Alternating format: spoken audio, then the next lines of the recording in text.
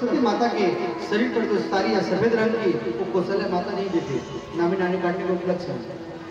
इसलिए विद्यार्थियों को चाहिए सरस्वती पूजा में वो सफेद रंग की साड़ी देना चाहिए।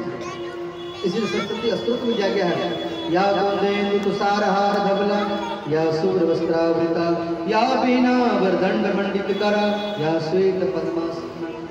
श्वेत मैंने सफेद। उसके बाद में यहाँ श्री परीक्षित महाराज कह रहे, गुरु जी हम राम कथा सुन रखे हैं, हमें कृष्ण कथा सुनना है विस्तार में। तो राम कथा अगर श्रवण करेंगे तो अलग से 9 दिन चाहिए राम कथा सुनने के लिए, परंतु यहाँ भागवत हमें श्रवण करना है, इसलिए राम कथा को संक्षिप्त किया गया है। और यहाँ श्री कृष्ण कथा सुनाने तो भगवान राम 15 वर्ष में विवाह की और 27 वर्ष में भगवान का वनवास हुआ, सीताहरण और जटायु मरणम, सुग्रीव समासम, लंका दहनम, पुनः अयोध्या आगमन, एक श्लोक में पूरा रामायण हो गया। अब उसके बाद में हम लोग ये सूर्यवंश कथा श्रवण कर रहे थे, अब चंद्रवंश की कथा श्रवण कर रहे हैं। भगवान श्री कृष्ण की जन्मोत्सव कथा कथित वंश विस्तार भक्तयाम श्री हो। यहाँ श्री परीक्षित महाराज सुधीर जी कह रहे मुझे कृष्ण कथा विस्तार में सुनाइए। श्री सुतोवाच वासुदेव कथा प्रश्न पुरुषाम स्त्री पुनाति भक्तार प्रक्षम सुरतव्यास था। तो भगवान श्री कृष्ण कथा के संबंध में प्रश्न करने से भक्ता, प्रश्नकर्ता और श्रोता तीनों ही पवित्र हो जाते हैं श्रोता में।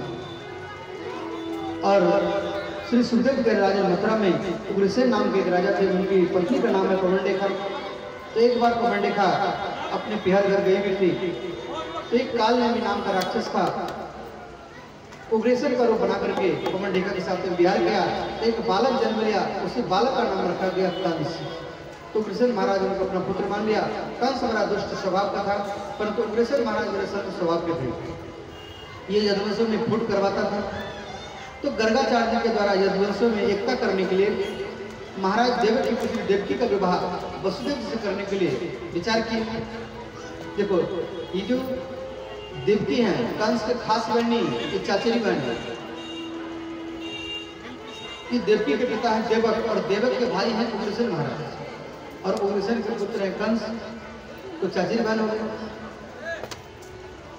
तो एकता कराने के लिए यदुवंशों में गए तो रथ कुछ दूर जा चुका था महल से। तो वहां पर आकाशवाणी हुआ, ये कंस जिस व्यक्ति से उतना प्रेम करता है उसी का 8वां संतान तेरा काल होगा। तुरंत कंस तलवार उठाया देवकी का मस्तक काटने के लिए। तो वसुदेव जी ने कहा भैया आप इसको छोड़ दीजिए, मैं आपको वचन दे रहा हूँ एक संतान लाकर मैं आपको दे दूंगा। तब तक आपको मथुरा के जेल में रहना पड़ेगा। तो देवकी और वसुदेव को मथुरा के जेल में डाल दिए और कंस का विवाह हुआ। जरासंध की 2 कन्या अस्त्री प्राप्ति है, इनके साथ उनका विवाह हुआ। अब ये पैड़ा लगवाए मथुरा के जेल में, एक भी संतान बचना नहीं चाहिए। तो एक संतान का जन्म हुआ, तो लाकर के वसुदेव ने कंस को दिया, उसको मार दिया। दूसरा, तीसरा, चौथा, 5वां, 6वां संतान को जब मार दिए कंस, तो 7वां गर्भ में भगवान संकट से आए।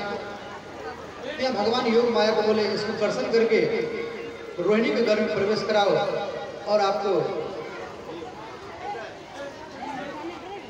आपका पूजा होगा कलयुग में दुर्गा चंडिका अष्टम देवी के रूप में। तो योग माया ने क्या किया, 7वां घर को कर्षण करके रोहिणी के घर में प्रवेश कराया। तो रोहिणी का अचानक घर बढ़ गया। अब रोहिणी सोच रहे हैं देखो भगवान वसुदेव जी के 8 पत्नी, परंतु देवकी के साथ में केवल मथुरा के जेल में रहते हैं और सब अपनी नंद बाबा के पास में। तो यहाँ पर यदुवंशों के कुलगुरु सांडिल मुनि, नंद बाबा के कुलगुरु है सांडिल मुनि, वो आकर के रोहिणी को बताया जो देखो आप आत्महत्या मत करो, आपके घर में जो है वो संकर्षण भगवान है। तंत्र में भाद्र मास शुक्ल पक्ष 6वीं को रोहिणी के गर्भ से श्री बलराम जी का जन्म हुआ। बोली रोहिणी नंदन भगवान की जय। अब गर्गाचार्य मथुरा के जेल में पहुंचे और कंस का आदेश हो गया, कोई मंत्र का पाठ नहीं कर सकता है, कोई भगवान का नाम नहीं ले सकता है, कोई हवन नहीं कर सकता है। कंस का आदेश चालू हुआ। तो मथुरा के जेल और गर्गाचार्य कह रहे हैं वसुदेव जी से, राजन आप मथुरा के जेल में नवरात्र व्रत कीजिए। तो